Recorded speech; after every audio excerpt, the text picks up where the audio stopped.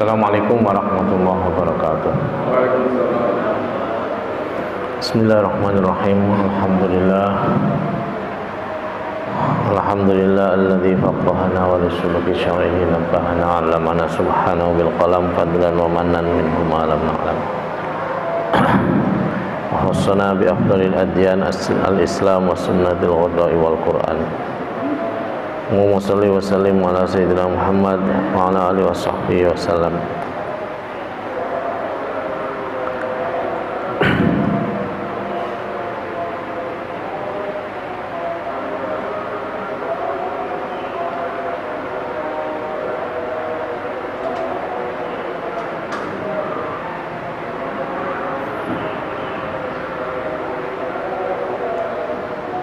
Hadirin rahimakumullah. Alhamdulillah,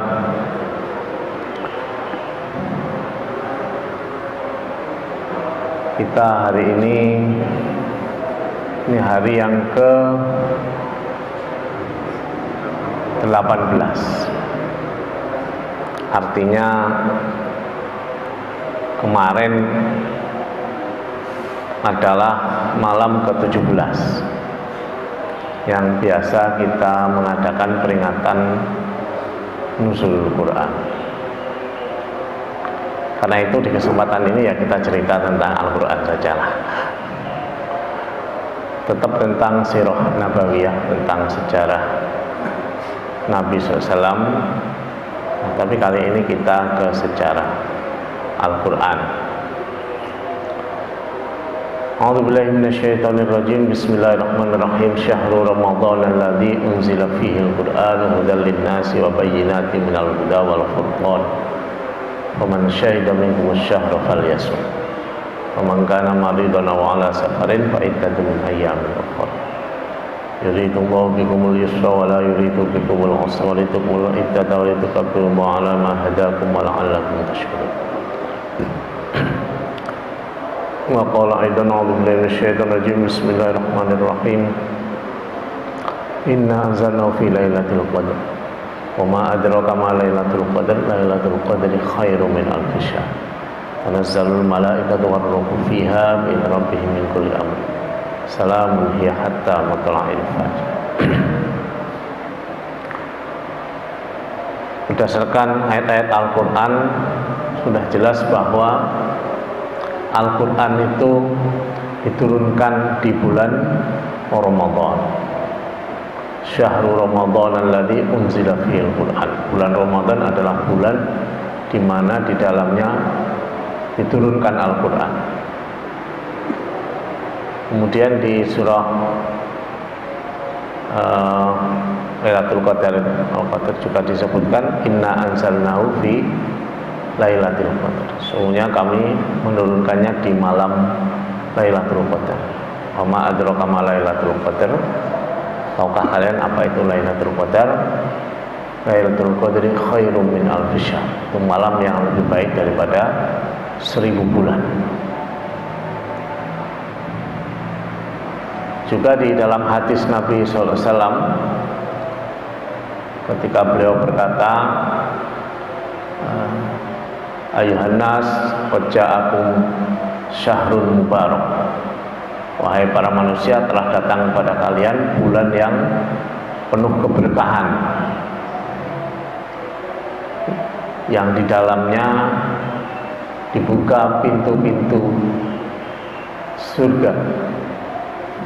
Fi futihat abwabul jannah wa fihi ughliqat abwabun nar. Ditutup pintu-pintu neraka dan juga dibelenggu setan-setan. Kemudian dilanjutkan oleh Nabi wa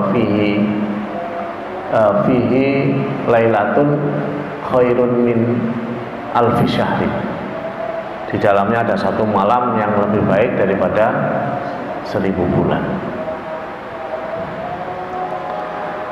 Nah,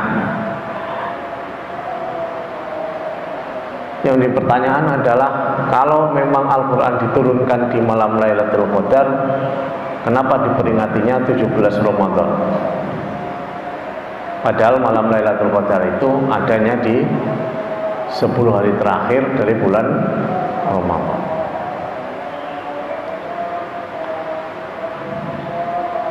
Nanti ada yang mengatakan, terserah saya dong. Memperingati kapan itu? Sebenarnya tidak begitu juga. Ya kan? Pertama, kalau kita memperingatinya di malam Lailatul Qadar, maka kita akan kesulitan untuk menentukan malam mana inilah malam nuzulul Quran itu. Karena kita tidak tahu di malam keberapa turunnya Lailatul Qadar. Apakah di malam 21, apakah di malam 23, atau di malam 25, atau di malam 27, atau di malam 29. Karena Lailatul Qadar itu ada di malam-malam ganjil di 10 hari terakhir bulan Ramadan. Maka akhirnya dicarilah waktu yang praktis, yang tidak debatable. Kalau begitu kan jadi kita debatable. Oh, yang mana malam Lailatul Qadar nanti kita pakai? Maka dipakailah 17 Ramadan. Nah, 17 Ramadan sendiri itu bukan tidak sama dengan malam Lailatul Qadar.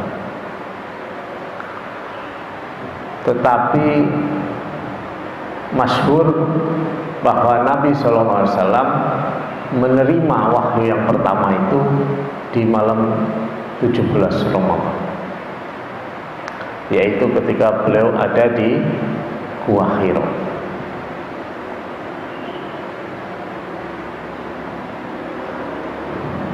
Kemudian Nabi SAW menerima Al-Quran itu berangsur-angsur selama 22 tahun 2 bulan lebih. Ada yang mengatakan 22 tahun 2 bulan 22 hari. Nah, itu cocokologi, ya, wallahu a'lam, ya. Ya, siapa tahu benar. Tapi yang jelas Nabi SAW menerima Al-Quran itu lama, panjang, bertahap, sehingga tidak mungkin kita menetapkan ini malam turunnya Al-Quran, karena panjang bertahap begitu.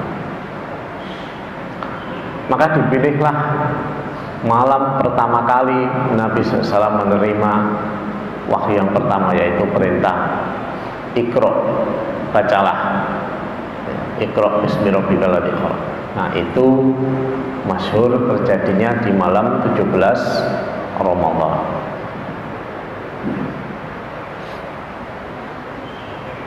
Jadi pertama kali menerima wahyu.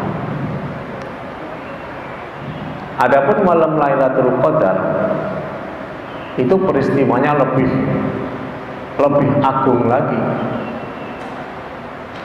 Peristiwa malam Lailatul Qadar. Malam Lailatul Qadar itu adalah turunnya Al-Quran dibawa oleh malaikat Jibril dari Lauh Mahfuz ke Baitul Izzah, yaitu tempat yang mulia di langit dunia.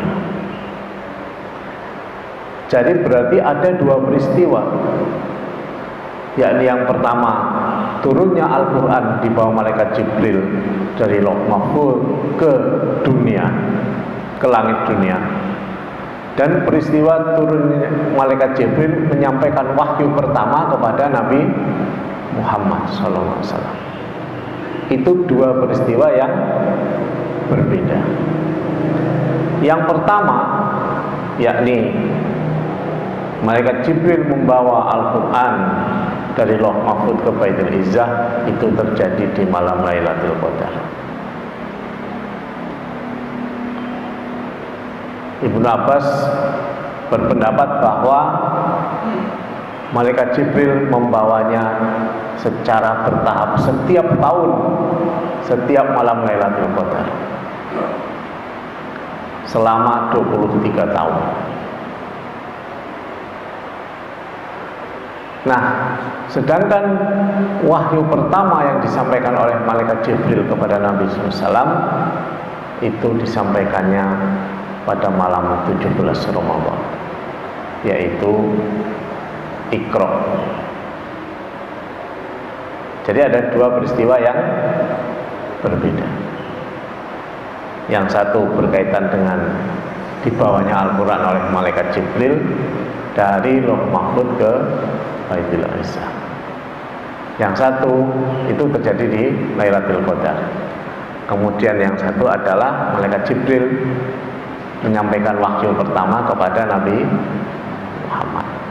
Itu di malam 17 Ramadan.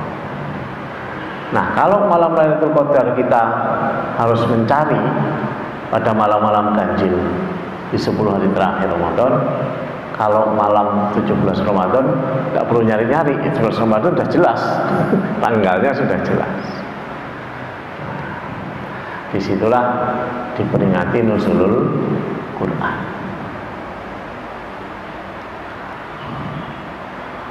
Nah, tadi sudah kita sampaikan bahwa memang ada dua pendapat mengenai turunnya Al-Quran itu. Apakah langsung atau berangsur-angsur ya. Nah, kalau kita mengikuti pendapatnya Sayyidina Ibnu Abbas radhiyallahu an, maka turunnya itu berangsur-angsur, bertahap.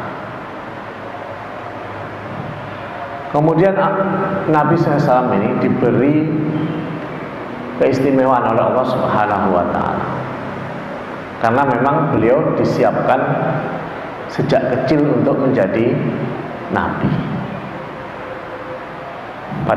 Ketika beliau umur sekitar 4 tahun, sedang bermain-main dengan teman-temannya, teman-teman sepermainan juga teman-teman sepersusuan di kampungnya Halimah As-Sa'diyah.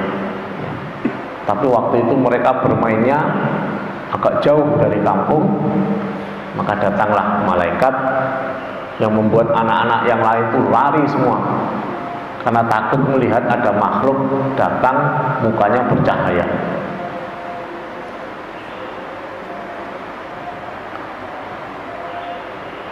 Yaitu digambarkan itu wujuhum kasyamsi wal qamar, seperti matahari dan rembulan wajahnya itu karena bercahaya itu. Sedangkan Nabi SAW tidak lari, tapi justru terheran-heran, ya, terpukau, berdiri, terpaku, terheran-heran.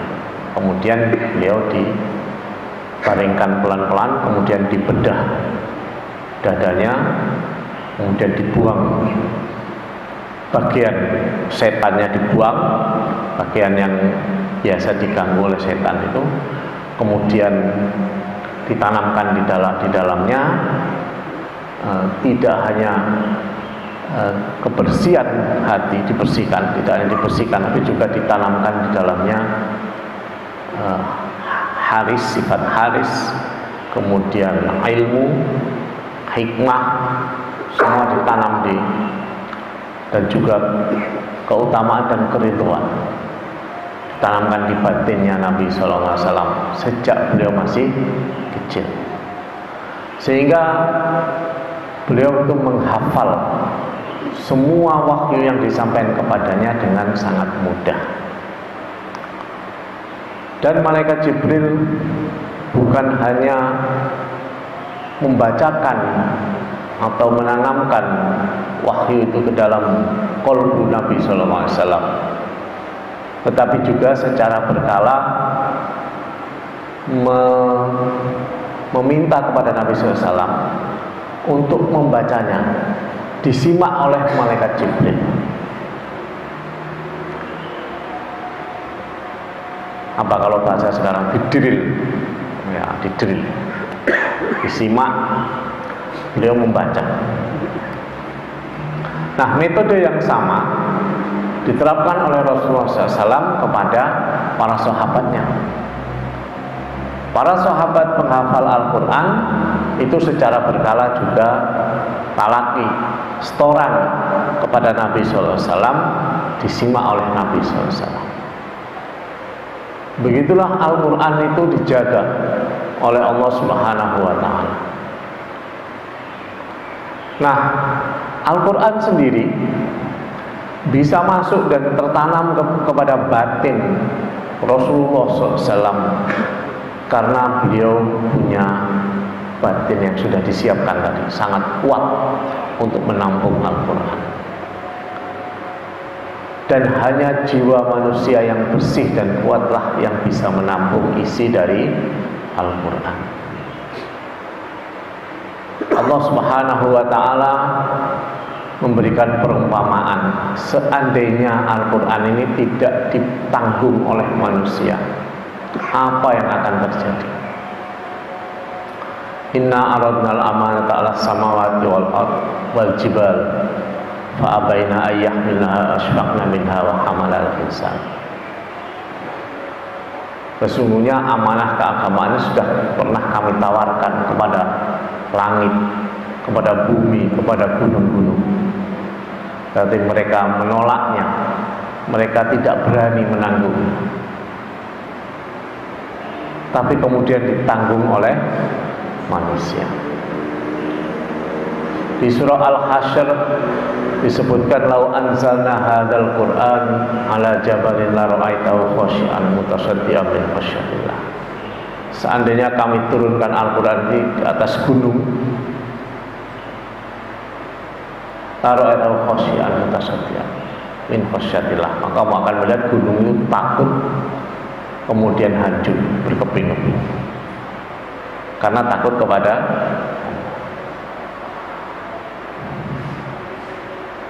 Nah, tidak ada yang sanggup menampung kecuali batin manusia yang kuat dan bersih.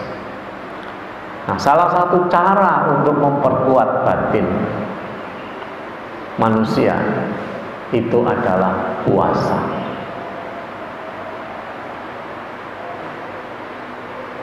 Sehingga Al-Quran ini selalu diturunnya itu dikaitkan dengan bulan Ramadan, bulan di mana kita wajib berpuasa.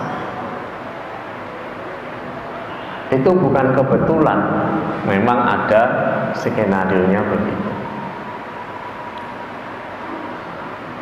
Nah, kemudian setelah Rasulullah SAW wafat, Al-Quran ini tertanam di dalam dada para sahabat.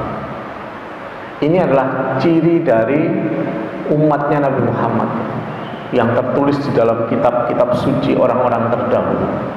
Disebutkan di dalam kitab Taurat bahwa hati orang-orang umatnya Nabi Muhammad SAW di akhir zaman itu menampung mushaf mereka.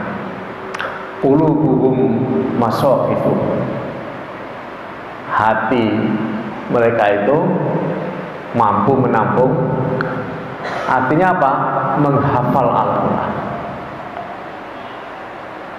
Nah, para hamalatil Quran ini, orang-orang yang menghafal Al-Quran ini,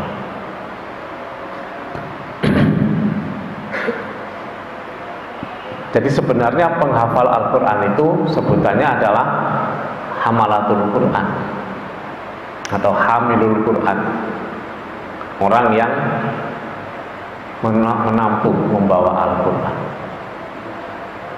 bukan al-hafid. Tapi sekarang sudah salah kaprah ya. Jadi sekarang orang yang hafal 30 juz kita sebut al-hafid. Padahal yang dimaksud al-hafid itu dulu adalah orang yang mampu menghafal lebih dari 100.000 hadis. Itu gelarnya al-hafid. Makanya ada al-hafid Al-Iraqi, Al-Hafid Ibnu Hajar Al-Asqalani. Itu karena mereka diberi gelar itu karena hafal lebih dari 100.000 hadis. Jadi terjadi kerancuan ini zaman sekarang gitu ya. Tidak apa-apa, tetap aja Al-Hafid artinya sang penghafal.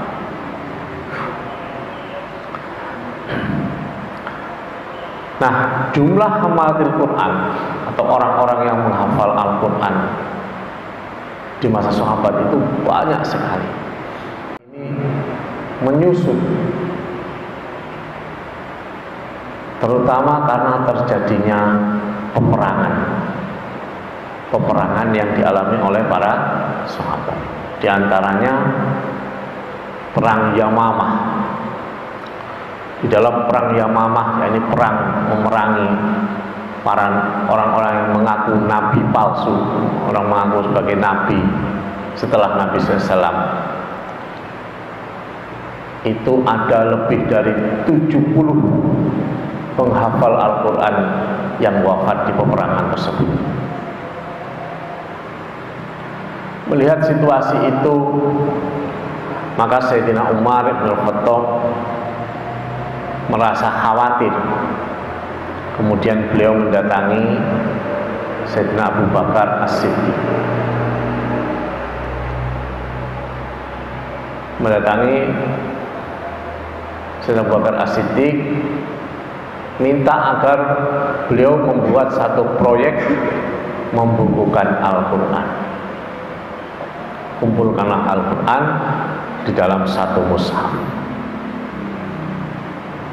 Abu Bakar tidak mau. Kata Abu Bakar kepada Umar, bagaimana mungkin kau suruh aku melakukan sesuatu yang tidak pernah dikerjakan oleh Rasulullah SAW. Abu Bakar takut itu adalah perkara bid'ah. Tapi kemudian Umar meyakinkan terus kepada Abu Bakar bahwa kalau itu tidak dilakukan, dikhawatirkan nanti orang Islam itu akan berselisih tentang kitab sucinya sebagaimana berselisihnya kaum Yahudi dan Nasrani tentang kitab suci mereka. Kita bisa lihat bagaimana rumitnya orang Nasrani itu. Mereka punya Injil aja macam-macam. Ada Injil Matius, ada Injil Lukas, ada Injil Barnabas, ada Injil apa lagi? Yohanes, ada Injil macam-macam. Yang isinya satu dengan yang lain banyak yang bertentangan. Baik mengenai kelengkapan berita, termasuk mengenai kelengkapan data, kemudian banyak sekali cerita khayalan di dalamnya, sehingga kebingungan ini agama untuk mengatur sebenarnya ajaran kita itu kayak apa sih gitu. Maka orang Nasrani terpecah ke dalam 73 sekte yang semuanya seperti agama yang berbeda. Beda dengan firqah Islam. Firqah Islam banyak, sampai 70 lebih juga, tetapi tidak ada yang kita sebut beda agama. Semuanya kita sebut Islam yang sama, Islam. Tapi kalau Anda lihat orang Kristen Advent dan Kristen ini, seksi Yehova, itu seperti agama yang berbeda.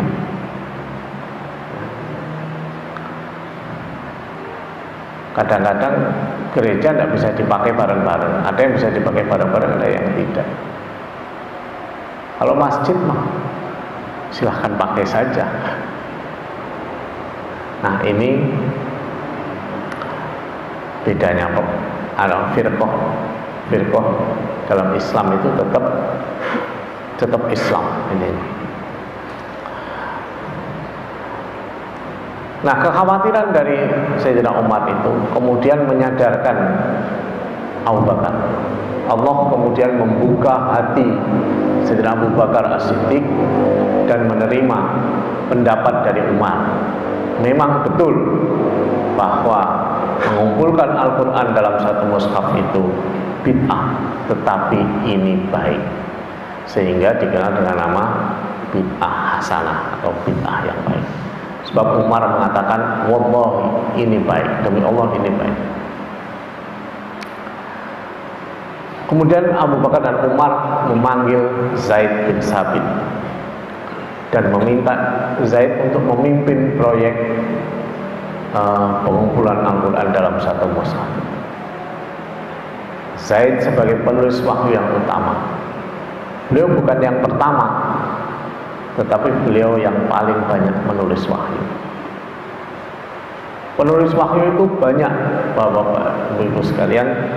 Jumlahnya sekitar 60 sahabat penulis wahyu. Jadi bukan hanya Zaid bin Sabit. Banyak penulis wahyu. Nah, Zaid juga menolak apa yang diminta oleh Abu Bakar dan Umar. Beliau mengatakan, seandainya engkau perintahkan aku untuk memindahkan bukit tidak seberat ini, bagaimana mungkin kalian memintaku untuk melakukan sesuatu yang tidak pernah dicontohkan oleh Rasulullah SAW. Jadi Zaid juga berpendapat bahwa perkara itu adalah bid'ah. Jadi yang mengatakan bid'ah bukan kita, tetapi Abu Bakar dan Zaid. Tetapi kemudian Abu Bakar dan Umar bisa meyakinkan Zaid, dan Allah membuka hati Zaid bin Sabit untuk menerima proyek tersebut. Ini adalah memang betul itu bid'ah, tapi bid'ah yang baik, bid'ah hasanah. Maka Zaid bin Sabit kemudian memimpin proyek tersebut, mengumpulkan mushaf Al-Quran. Setelah terkumpul semuanya, maka mushaf itu kemudian dititipkan kepada istri Rasulullah SAW yang keempat, yaitu Sayyidah Hafsah binti Umar bin Khattab. Ini adalah salah satu bentuk praktek dari apa yang disampaikan oleh Allah Subhanahu wa taala di dalam Al-Qur'an, inna nahnu nazzalna dzikra wa inna lahu lahafidun. Sesungguhnya kami turunkan Al-Qur'an ini dan kami yang menjaganya. Nah, ketika digunakan lafaz jamak, inna nahnu nazzalna dzikra, sesungguhnya kami, jadi pakai nahnu, kita, kami, maka itu menunjukkan keterlibatan makhluk-makhluk Allah juga di dalam hal itu, yang digerakkan sedemikian rupa oleh Allah Subhanahu wa taala. Termasuk di sini adalah bergeraknya Sayyidina Umar kepada Abu Bakar, kemudian bergeraknya Abu Bakar dan Umar kepada Zaid bin Sabit, kemudian bergeraknya Zaid bin Sabit dan para penulis wahyu mengumpulkan Al-Quran, kemudian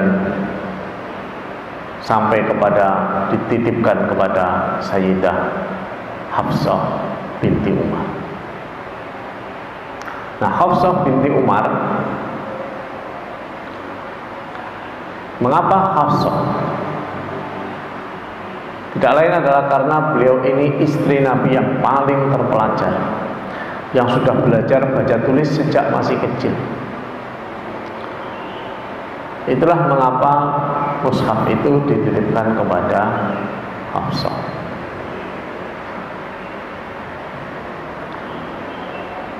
Kemudian pada masa Sayyidina Umar bin Khattab, kekuasaan Islam itu meluas sedemikian rupa ke berbagai negeri, sehingga Al-Quran juga menyebar sedemikian rupa ke berbagai negeri. Tapi tidak ada mushafnya. Kalau ada, maka ada orang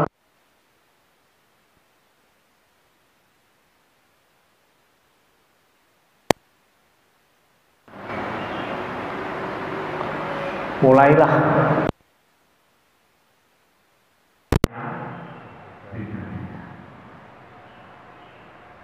sana bacanya begini, sana bacanya begini,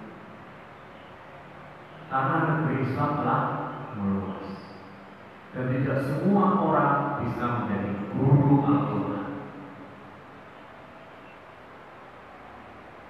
Hal itu kemudian menggerakkan Sayyidina Utsman bin Affan, karena beliau menemukan guru menjawab persoalannya melalui pengumpulan mushaf. Sehingga Sayyidina Utsman bin Affan kemudian menghubungi Hafsah, meminta kepadanya agar mushaf yang ada di Hafsah itu dikirim kepada beliau. Kemudian beliau membentuk tim untuk menulis ulang Al-Quran. Dan tim itu terdiri dari 4 orang yang paling ahli di dalam Al-Quran dan paling ahli di dalam tata bahasa pada saat itu, paling ahli dalam sastra. Yang pertama adalah Zaid bin Sabit, laki-laki dia dipercaya sebagai pimpinan proyeknya. Kemudian beliau dibantu oleh cucunya Abu Bakar As-Siddiq, namanya Abdullah bin Az-Zubair. Az-Zubair ini adalah suami dari Asma binti Abu Bakar.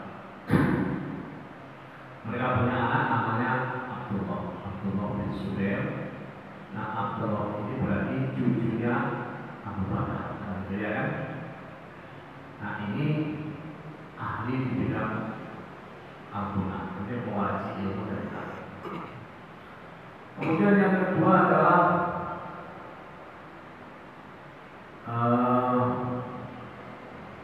Abdurrahman bin Al-Haris bin Hisham dari Bani Maksum.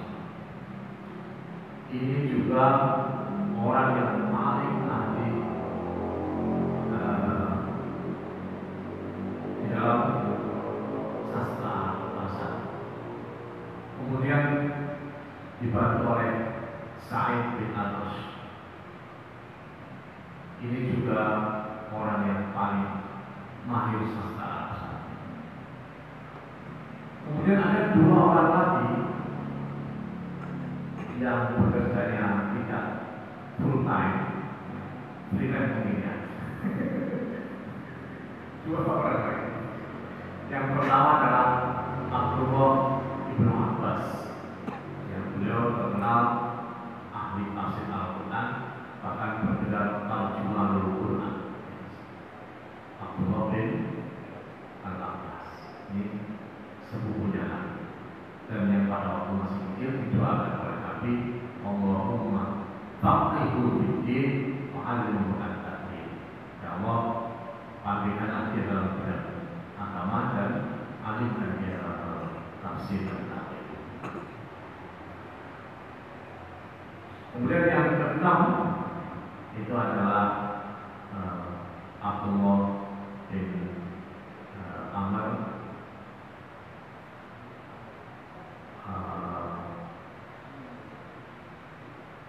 Amr ini Abdullah bin Amr bin Al-As, tapi dia tidak penuh dalam hal itu karena kemudian dikirim menjadi pejabat oleh Utsman bin Affan, jadi dijadikan pejabat di tempat lain, kalau salah jadi gubernur ya. Nah, ini kan tim ini ditugasi oleh Utsman bin Affan untuk menulis ulang Al-Quran menggunakan pendekatan dialek Quraisy, karena Al-Quran diturunkan dalam bahasa Arab Quraisy.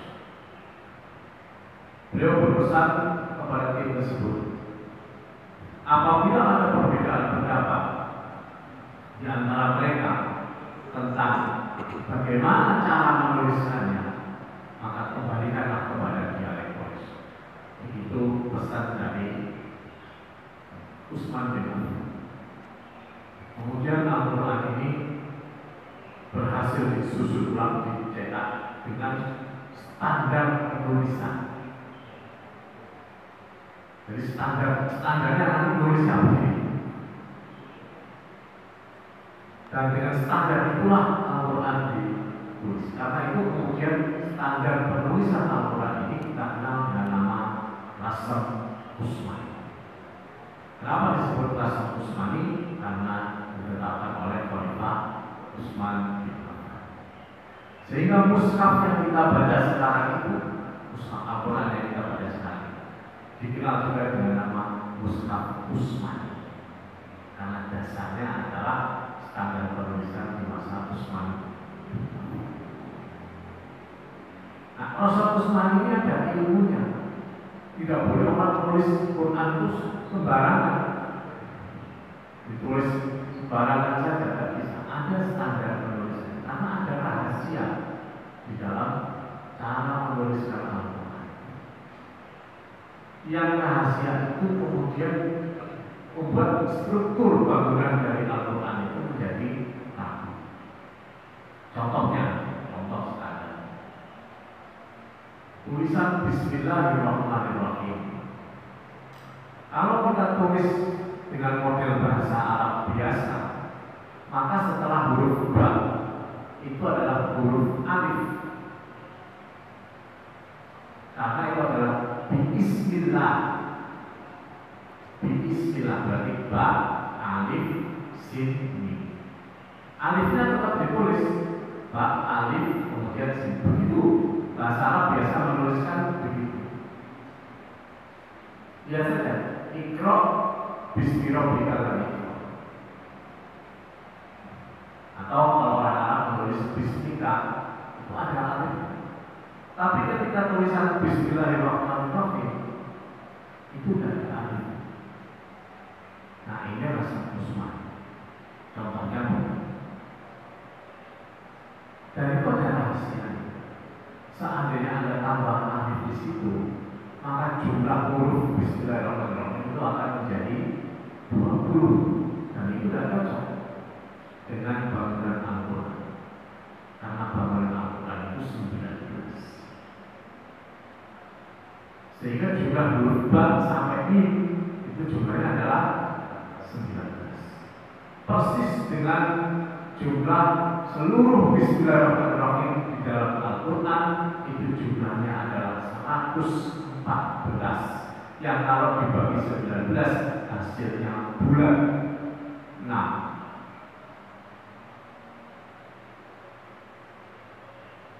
Nomor 5 ya? 6 ya? 19 kali 6, 114.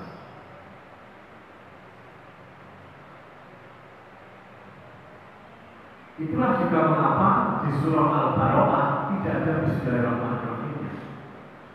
Jumlah surah di dalam Al-Quran juga 114, yang kalau kita bagi 19 hasilnya bulan.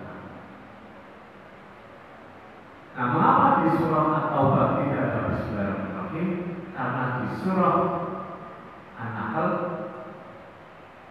surah An-Nahl itu Bismillahirrahmanirrahim ada 2, yaitu di pembukaan surat dan di dalamnya itu ada ayat yang berbunyi innahu min Sulaiman wa innahu bismillahirrahmanirrahim alla ta'alu alayya wa atuni muslim. Itu jumlah Bismillahirrahmanirrahim juga habis. Jumlah lafaz Allah di dalam Al-Quran habis dibagi 19. Jumlah lafaz Ar-Rahman di dalam Al-Quran habis dibagi 19. Demikian pula jumlah lafaz Ar-Rahim dalam Al-Quran juga habis dibagi 19.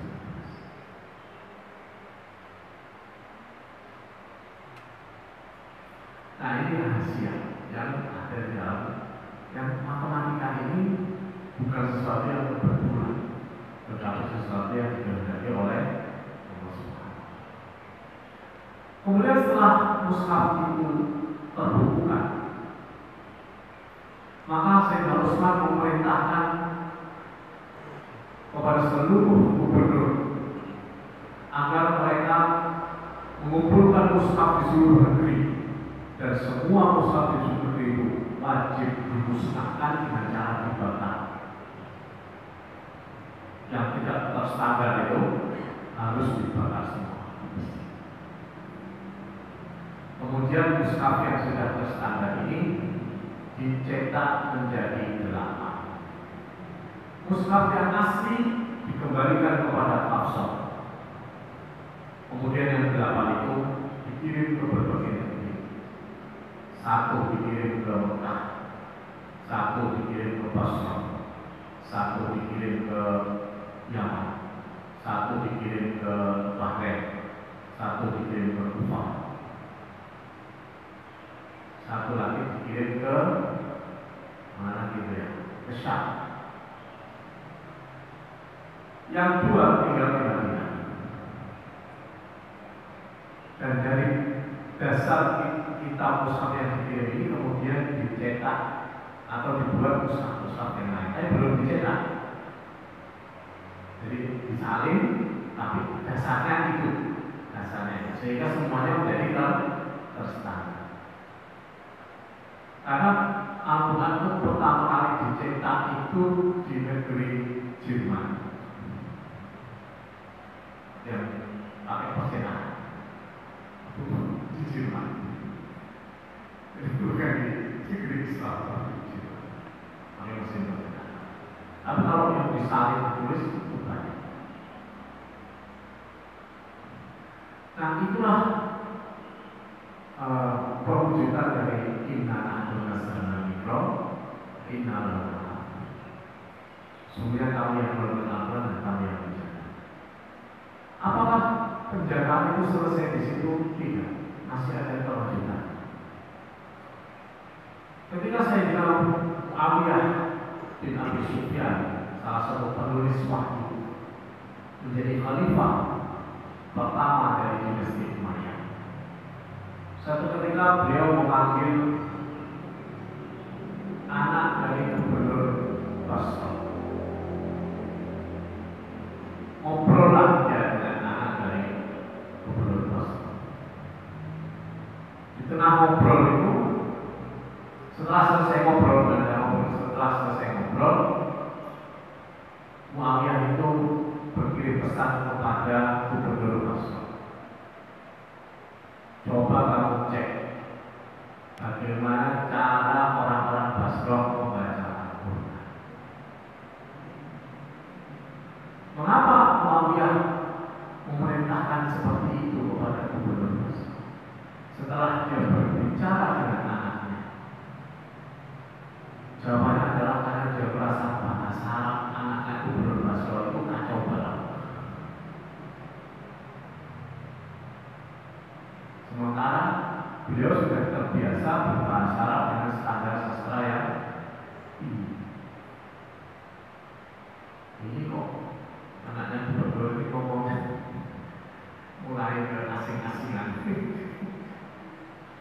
Karena Basra kan tidak. Maka sang gubernur menerima pesan dari khalifah.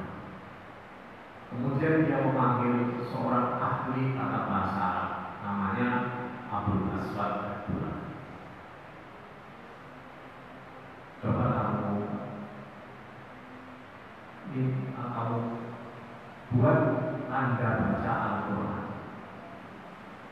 supaya orang yang membaca Al-Quran itu dengan standar yang sama. Pada waktu itu Bapak-bapak, Al-Quran itu belum ada titik harokatnya. Kita itu membaca tulisan Arab tanpa harokat saja susah. Ini nggak ada harokat, nggak ada titik. Jadi kita nggak tahu ini huruf ba, apa huruf ta, apa huruf ta, ini sin apa shin, shod apa god, nggak tahu kita. Karena nggak ada titiknya.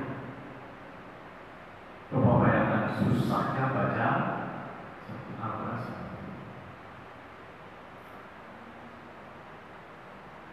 Maka Abul Aswad diminta, Abul Aswad itu diminta untuk memberi tanda baca Al-Quran. Tentu saja Abul Aswad Ad-Du'ali menolaknya. Kenapa? Ngapain sampai itu aneh-aneh Pak Gubernur? Ngapain aneh-aneh? Nyuruh saya kasih tanda baca Al-Quran. Ini beda. Enggak pernah dilakukan orang dulu kalau saya disuruh kasih tanda baca. Abul Aswad. Sementara sang gubernur menerima pesan dari khalifah, dia sudah melakukan penelitian menunjukkan bahwa masyarakatnya memang mulai baca Quran dengan cara yang berbeda. Akhirnya Pak Gubernur tidak kehabisan akal. Dia kemudian memasang orang-orang di tempat biasa Abul Aswad itu lewat. Dan setiap Abul Aswad lewat, orang itu disuruhnya baca Quran. Jadi Abul Aswad lewat, dia pasti dengar orang baca Quran. Sana dibaca. Ada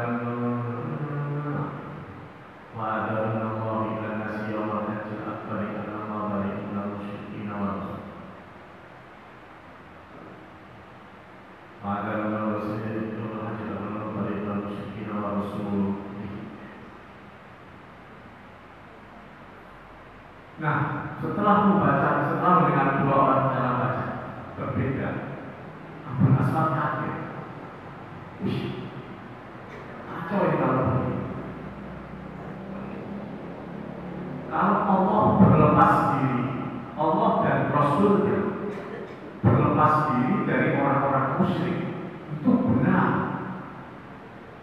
Tapi kalau Allah berlepas diri dari orang-orang musyrik dan Rasulnya, maka itu salah besar maknanya.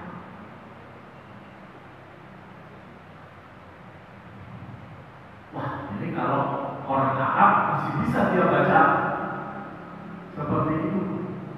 Tapi orang Arab bagaimana ini? Nanti maka Abul Aswad kemudian akhirnya menerima proyek dari Gubernur Basra. Kemudian beliau minta dibantu oleh tenaga sekitar 30 orang membantu Abul Aswad Ad-Du'ali memberi tanda baca pertama Al-Quran. Jadi kalau fathah itu diberi titik 1 di atas. Kalau dhamma diberi titik 2 di atas. Kalau kasroh diberi titik 1 di bawah. Itulah tanda baca pertama Al-Quran. Titik harokat. Jadi harokat, tapi bentuknya titik. Kerjakan malam selesai. Itu berlaku sampai 4 khalifah di dinasti Umayyah. Di khalifah yang kelima, yaitu pada masa Khalifah Abdul Malik bin Marwan, itu terjadi problem yang terulang. Yaitu orang itu baca beda-beda. Ini membingungkan. Sudah dikasih tanda baca kok bacanya masih beda. Akhirnya Abdul Malik memanggil Al-Hajjaj bin Yusuf. Coba kamu bikin proyek untuk meningkatkan tanda baca Al-Quran. Maka Al-Hajjaj bin Yusuf kemudian meminta bantuan kepada 2 orang ahli Al-Quran dan bahasa Arab. Yang pertama namanya adalah Yahya bin Ya'man, kemudian Nasir bin Al-Masih. Nah, 2 orang ini kemudian membuat proyek tanda baca Al-Quran berupa titik yang membedakan antara huruf ba dengan huruf ya dengan huruf ta, kemudian sin dan shin, shod dan dot kasih titik, dot kasih titik 1, fa wawu fa kof wawunya nggak pakai titik, fa kasih titik 1, kof kasih titik 2. Nah, ini proyek yang dipimpin oleh Nasir bin Al-Masih dan Yahya bin Ya'man di masa kekhalifahan Abdul Malik bin Marwan. Nah, akibatnya titik ini bertabrakan dengan titik yang titik harokat. Akhirnya titik memberikan titik huruf, sehingga orang bisa membedakan mana ba, mana ta, mana fa, mana nun, mana ya, mana jim, mana ha, mana ho, itu bisa dibedakan.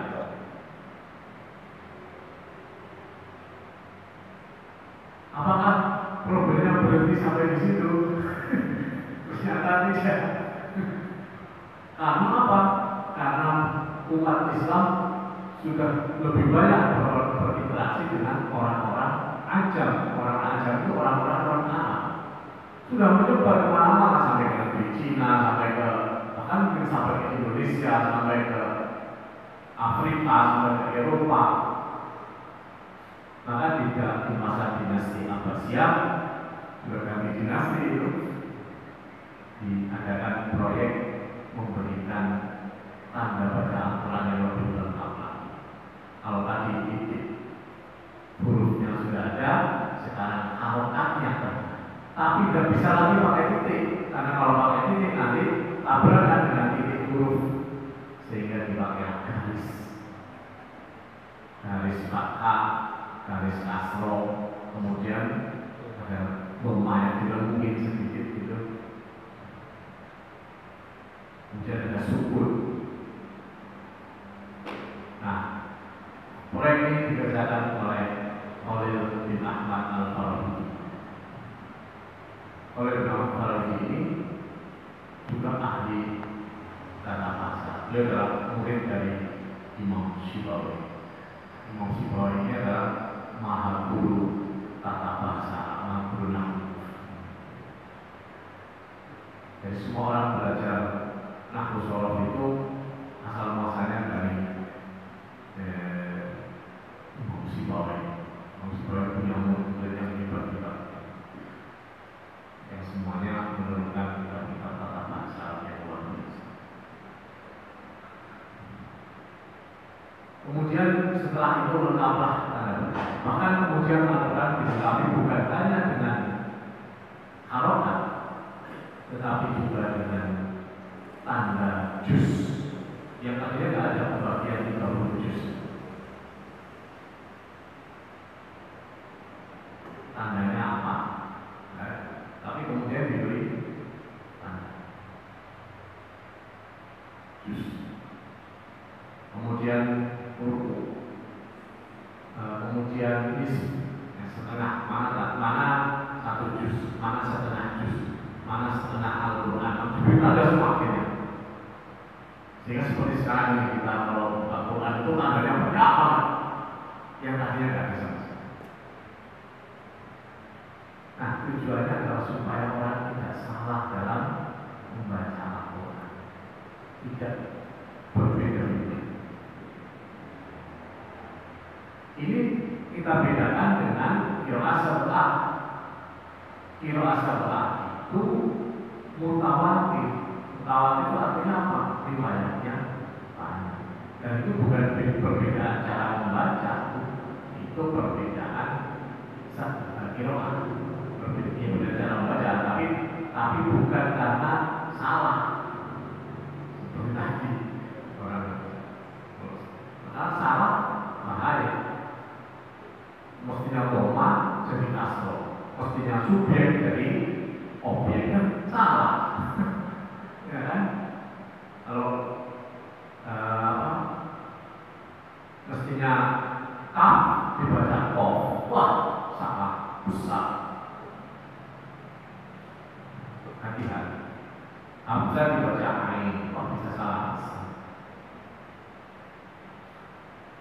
Contoh sederhana saja kalau yang sering kita baca, walam yakul lahu kufuwan, walam yakul lahu kufuwan, dan tidak ada baginya, bagi Allah tandingan, satupun tandingan bagi Allah. Tapi kalau kita ganti kaf dengan kof, salah baca, walam yakul lahu kufuwan, maka malah kita nggak boleh mengatakan tidak ada tandingan bagi Allah. Dan jangan katakan tandingan bagi Allah. Nggak benar.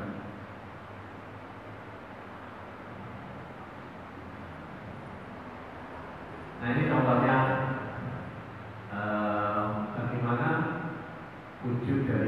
menjaga Al-Quran sampai akhir zaman, dan kemudian dihafal Al-Quran itu oleh semua orang yang menghafal.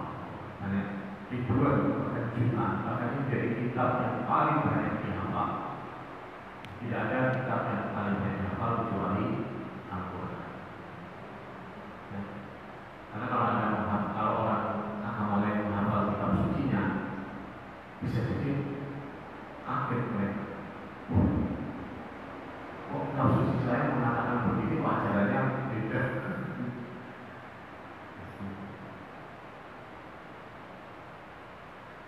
Baik, sampai di sini mungkin ada yang mau tanya, silakan.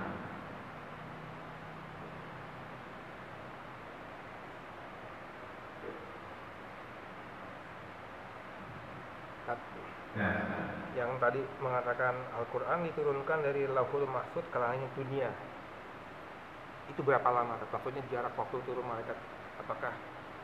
Kan setahu saya malaikat dari dunia dari mana dari Lauhul Mahfuz ke bumi itu katanya sekitar 5.000 atau 500 tahun. Nah, apakah itu selama itu atau memang Ya.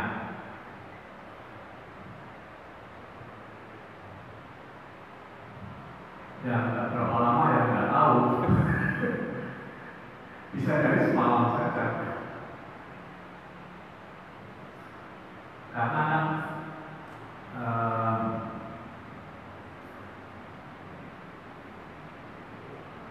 sehari menurut kita, sehari di akhirat, kalau bisa nanti mungkin 5 tahun, seperti 1000 tahun di sini Anda. Jadi cuma setengah hari kalau 500 tahun. Lalu dengan dimensi waktu di alam lain itu mesti logikanya yang berbeda. Ya. Yang malaikat mungkin berikan dengan dimensi waktu yang berbeda dengan kita. Mohon.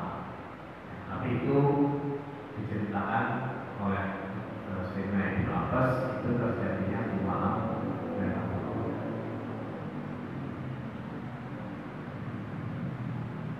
Nah, yang lain.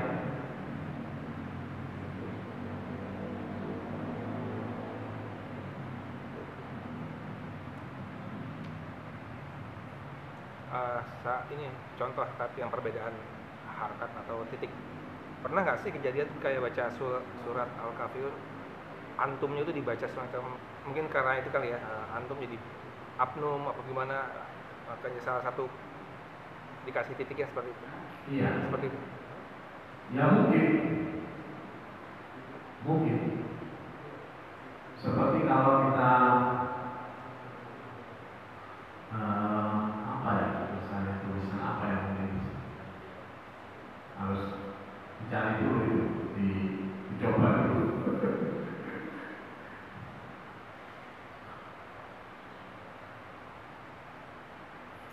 Karena ada satu peristiwa, ini masalah ini bisa berbeda. Mas, saya tidak tahu apa contohnya yang kita bisa contohkan gitu ya. Kalau saya titiknya kalau bacaan saya jadi bak menjadi tak, apakah akan kalau bagi orang Arab mungkin dia bisa mengidentifikasi. Tapi bagi orang aja yang dia mungkin tidak bisa bahasa Arab, dia membaca Al-Quran itu karena bacaannya begitu. Maka dia pasti tidak tahu bagaimana dia harus membaca. Bisa jadi misalnya kalau tidak ada titiknya, bagaimana dia akan membaca lafaz misalnya salimat dengan syalimat. Kemudian misalnya antara musyrik dengan musyrik, nah itu beda, ya.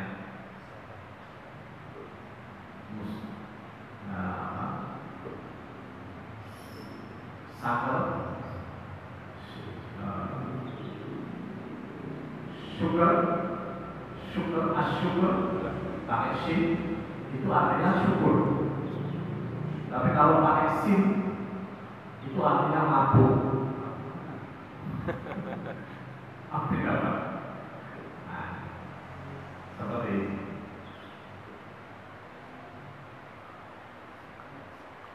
Minas syukri dari mabuknya, minas syukri dari syukurnya.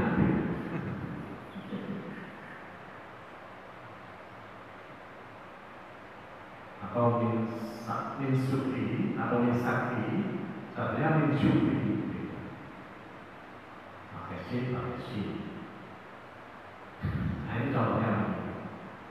Nah itu kalau orang Arab mungkin dia bisa. Oh ini konteksnya begini. Tapi kalau orang Ajam yang tidak mengerti arti bahasa Arab,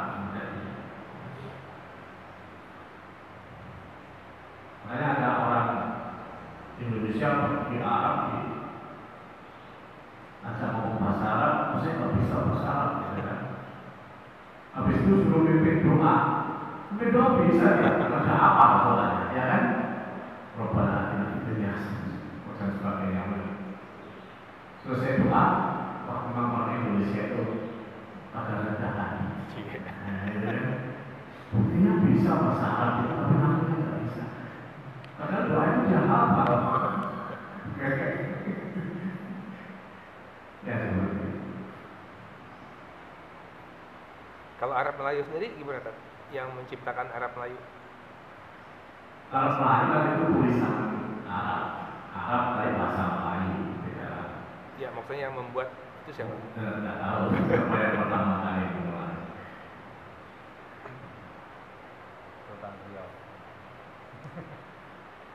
Baik, itulah sejarah tentang Al-Quran mulai dari diwakilkan sampai terbentuk mushaf, kemudian sampai diberi tanda-tanda pertama titik harokat, kemudian berubah titik huruf, kemudian nanti dilengkapi titik huruf dan juga semoga bermanfaat.